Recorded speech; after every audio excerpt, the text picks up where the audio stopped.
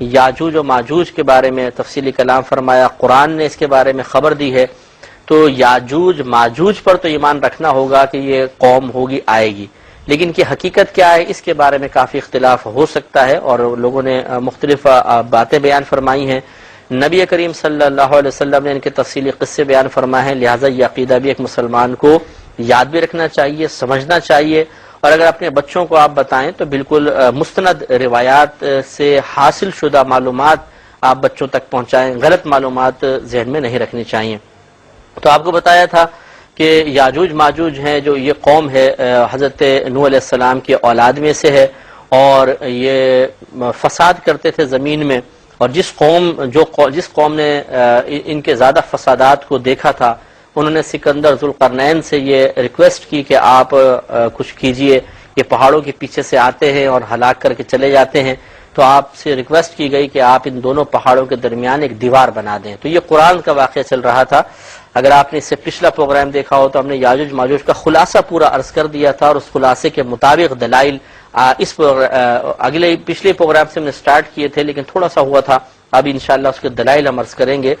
تو سورہ کہف آیت نمبر 94 سے 99 تک میں اللہ تعالیٰ نے اس واقعے کو مختصراً بیان فرمایا۔ قالوا، اس قوم نے کہا، یا ذی القرنین، اے ذوالقرنین، ان یاجوج و ماجوج مفسدون فی الارض، کہ بے شک یاجوج اور ماجوج فساد پھیلانے والے ہیں زمین میں، فہل نجعل لک خرجا، تو کیا ہم آپ کے لیے کچھ اجرت مقرر کر دیں، الا ان تجعل بیننا و بینہم سدا، کہ آپ ہمارے درمیان اور ان کے درمیان ایک دیوار بنا دیں۔ قال، آپ نے فرمایا، ما مکنی فیہ ربی خیر، کہ جو اللہ تبارک و تعالی نے اس بارے میں مجھے قدرت عطا فرمائی ہے وہ زیادہ بہتر ہے، یعنی مجھے کوئی اجر نہیں چاہیے۔ فاعینونی بقوۃ، تو تم قوت کے ساتھ ذرا میری مدد کرو، یعنی جو میں سامان تم سے طلب کرتا جاؤں وہ تم لاتے جاؤ، اور میں اس پہ کوئی اجر طلب نہیں کرتا ہوں، کوئی اجرت طلب نہیں کرتا ہوں، میں تمہارے لیے ایک دیوار بناؤں گا۔ تو چنانچہ فرمایا کہ اجعل بینکم و بینہم ردما، میں بنا دوں گا تمہارے درمیان اور ان کے درمیان ایک دیوار۔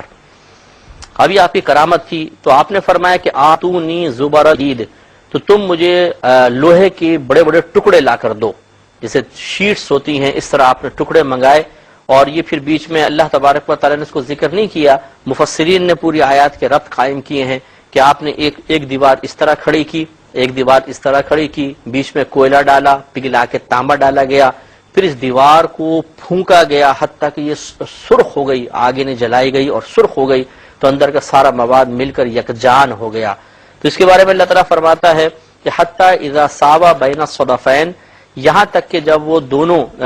لوہے کے ٹکڑے برابر ہو گئے دونوں پہاڑوں کے درمیان، قالا، تو آپ نے فرمایا، انفخوا، کہ تم اس میں پھونکے مارو۔ تو ہوا یہ کہ اس دیوار، جو لوہے کی دیوار تھی، اس کے ساتھ آگ رکھی گئی، اور اسے پھونکنی آپ نے دیکھا ہوگا گاؤں وغیرہ کے اندر روٹی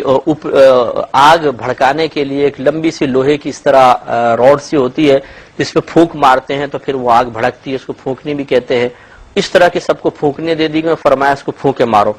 قال انفخوا، آپ نے فرمایا اس کو پھونکو، حتی اذا جعلہ نارا، یہاں تک کہ جب بنا دیا آپ نے اس دیوار کو آگ، یعنی آگ کی طرح سرخ ہو گئی، جیسے بھٹی میں لوہا تپ کے باہر نکلتا ہے سرخ ہو جاتا ہے، ایسی دونوں کنارے اس کے آگ کی طرح سرخ ہو گئے۔ قالا، تو آپ نے فرمایا، آتونی، مجھے دو، افرغ علیہ قطرا، میں ڈالوں گا اس پر تانبا، پگھلا ہوا تانبا، یعنی اندر آپ نے وہ لکڑی مواد وغیرہ بھر دیا، دونوں دیواریں کھڑی کی، اوپر پگھلا ہوا تانبا ڈال دیا، وہ یکجان ہو گیا۔ تو اللہ تعالیٰ فرماتا ہے کہ فمستطاعوا، تو وہ جو یاجوج ماجوج ہیں وہ استطاعت نہیں رکھتے ہیں ان یظہروہ، کہ وہ اس کے اوپر چڑھ جائیں، ومستطاعوا، اور نہ وہ استطاعت رکھتے ہیں لہو نقبا، اس کے لیے نقب لگانے کی۔ مسئلہ یہ ہے کہ وہ دیوار اتنی چکنی بنا دی گئی تھی کہ ایک تو وہ چڑھ نہیں سکتے اس کے اوپر کہ اس کو چڑھ کے کراس کر جائیں، اور دوسرا وہ نقب بھی نہیں لگا سکتے، جیسے کہ ہم نے آپ کو بتایا تھا کہ صحیح حدیثیں بتاتی ہیں کہ وہ سوراخ تو تھوڑا بہت کر لیتے ہیں لیکن پورا نکل نہیں پاتے ہیں، اس لیے کہ وہ ہر دفعہ جب تھوڑی دیوار رہ جاتی ہے تو یہ کہتے ہیں کہ چلو کل یہ کام کریں گے، لیکن جب قرب قیامت آئے گا، جب اللہ تعالیٰ چاہے گا ان کا باہر نکالنا اللہ کو مقصود ہوگا، تو ان میں سے ایک یہ کہہ دے گا کہ چلو چلتے ہیں، انشاءاللہ کل آ کے اس کو کمپلیٹ کریں گے، تو اس وقت وہ دیوار اتنی کی اتنی ہی رہے گی۔ تو یہ جو دونوں قبیلے ہیں یاجوج ماجوج یہ کافر لوگ ہیں، لیکن دیکھیں کافر نے بھی انشاءاللہ کہا تو وہ دیوار اتنی کی اتنی رہے گی، اس کو بھی برکت حاصل ہو جائے گی ان کے لحاظ سے، اور پھر وہ باہر نکل آئیں گے۔ اللہ تعالیٰ جب یہ ہو گیا اللہ تعالیٰ فرماتا ہے کہ وہ یاجوج ماجوج نہ تو اس دیوار پہ چڑھنے کی صلاحیت رکھتے ہیں اس کی چکناہٹ کی وجہ سے، اور نہ اس میں نقب لگانے کی صلاحیت رکھتے ہیں کیونکہ بڑی ٹھوس دیوار بنا دی گئی۔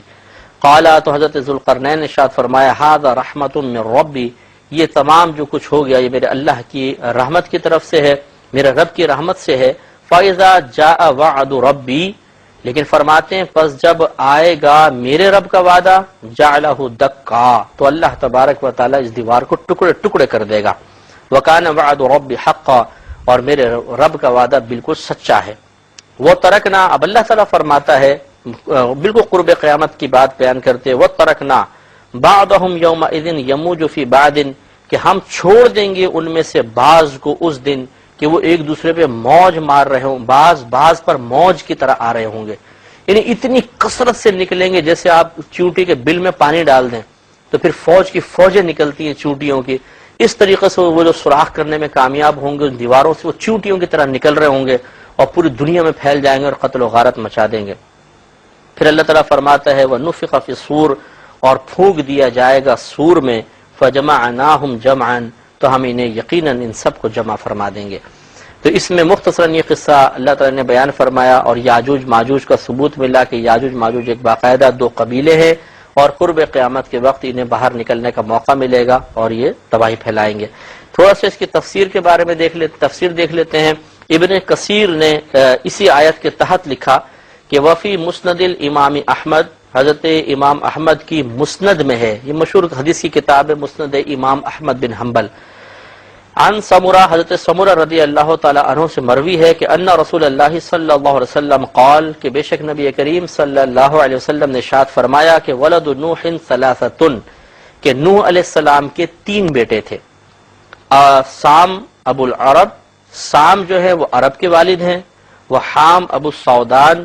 اور حام یہ سوڈان جو علاقہ ہے وہ سوڈانی لوگوں کے والد ہیں، وہ یافس ابو ترک، اور یافس جو تھے یہ ترکوں کے والد ہیں۔ قال بعض العلماء هؤلاء من نسل یافس ابو ترک، اور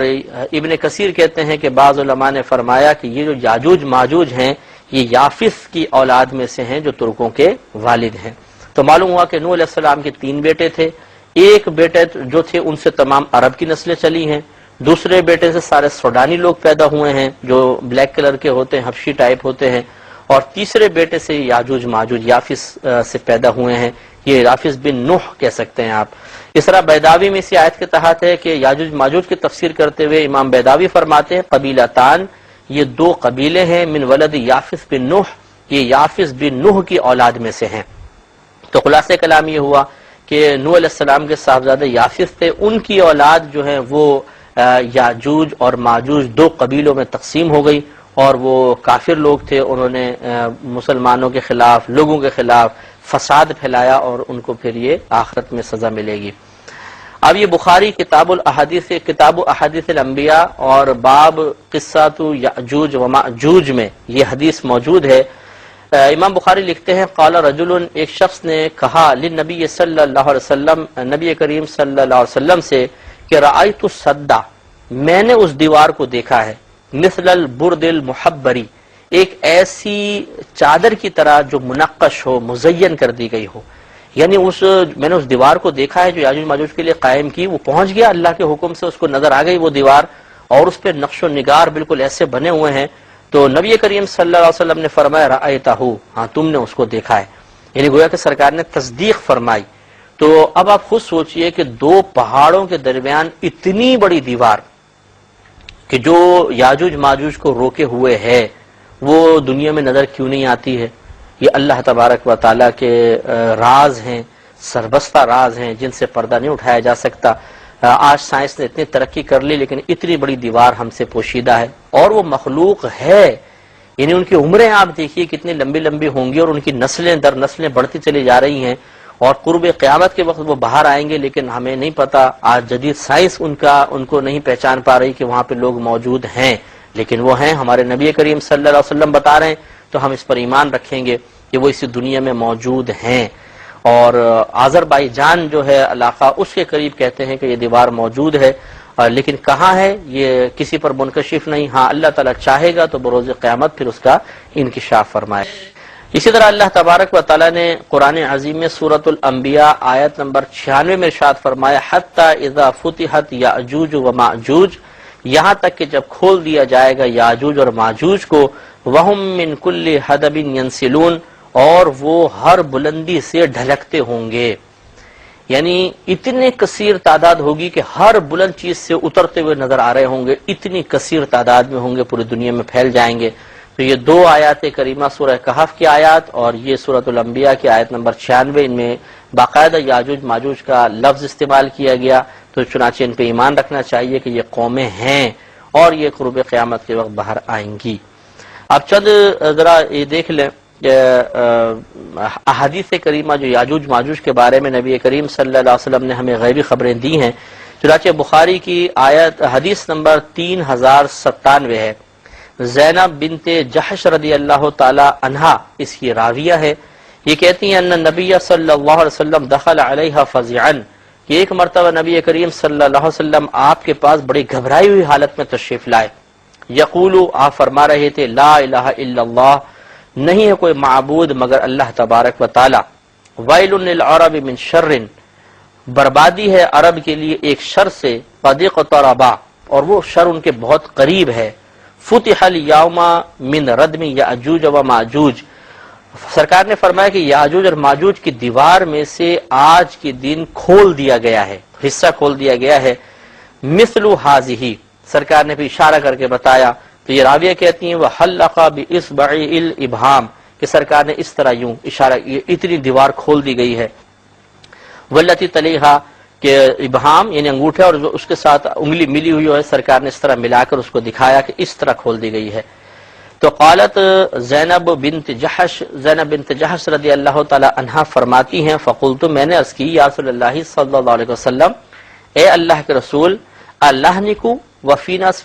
الصالحون، کہ یاجوج ماجوج کی وجہ سے کیا ہم ہلاک ہو جائیں گے، حالانکہ ہم میں تو بہت سارے نیک لوگ بھی ہیں. قال نعم، سرکار نے فرمایا ہاں، اذا کثر الخبث، کہ جب خباثت برائی بہت زیادہ بڑھ جائے گی تو پھر ایسا ہی ہوگا کہ اللہ تعالیٰ یاجوج ماجوج کو لوگوں پہ مسلط کر دے گا اور یہ ہلاک ہو جائیں گے. ایک طویل حدیث ہے جس میں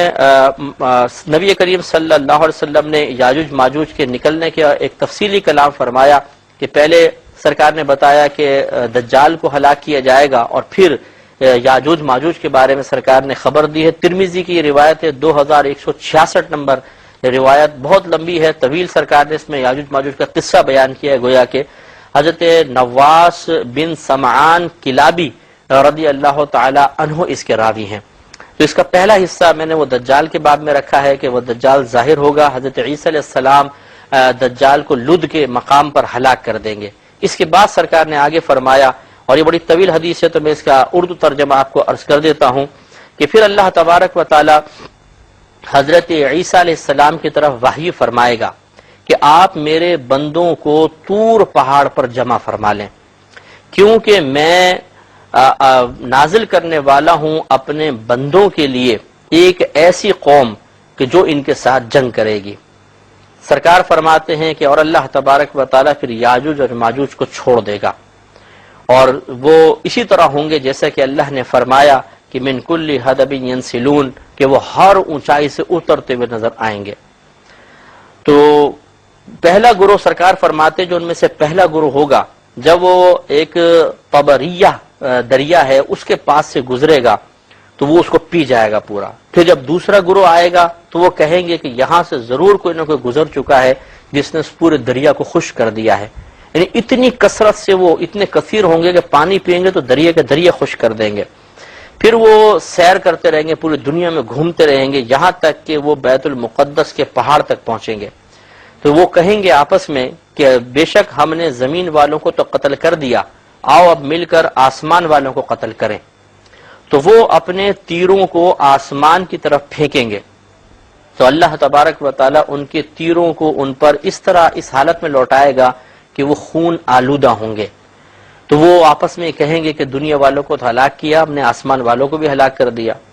اور وہ حضرت عیسیٰ بن مریم اور آپ کے ساتھیوں کا محاصرہ کر لیں گے، یعنی پہاڑ پر نہیں چڑھ پائیں گے۔ ابھی اللہ تبارک و تعالیٰ کی قدرت عظیمہ دیکھیے کہ پہاڑ پہ نہیں چڑھ پائیں گے، وہ محاصرہ کر لیں گے آپ لوگوں کا۔ حتیٰ یکون، سرکار فرماتے ہیں یہاں تک کہ ایک گائے کا سر آج کے دن، یعنی اس دن بہتر ہوگا 100 دینار سے، یعنی جیسے آج تم میں سے کسی ایک کے لیے 100 دینار ہیں، اس دن وہ گائے کا ایک سر 100 دینار سے زیادہ قیمتی ہو جائے گا۔ سرکار مدینہ صلی اللہ علیہ وسلم فرماتے ہیں کہ پھر عیسیٰ بن مریم علیہ السلام اللہ تبارک و تعالیٰ کی طرف رجوع فرمائیں گے اور آپ کے ساتھی بھی دعا کریں گے، تو اللہ تبارک و تعالیٰ ان یاجوج ماجوج کی طرف کیڑے بھیجے گا جو ان کی گردنوں میں پیدا ہو جائیں گے، اور سرکار فرماتے ہیں کہ پھر صبح اس حالت میں وہ کریں گے جیسے کہ وہ موت کے ساتھ صبح اس حالت میں کریں گے کہ مرے ہوئے ہوں گے، بالکل اس طرح جیسے ایک جان مر جاتی ہے، یعنی جیسے ایک آدمی اچانک مر جاتا ہے، سارے کے سارے ایک ساتھ مر جائیں گے، اور پھر حضرت عیسیٰ علیہ السلام نیچے تشریف لائیں گے۔ انشاءاللہ حدیث کا بقیہ حصہ اگلے پروگرام میں عرض کریں گے۔ وآخر دعوانا ان الحمدللہ رب العالمین۔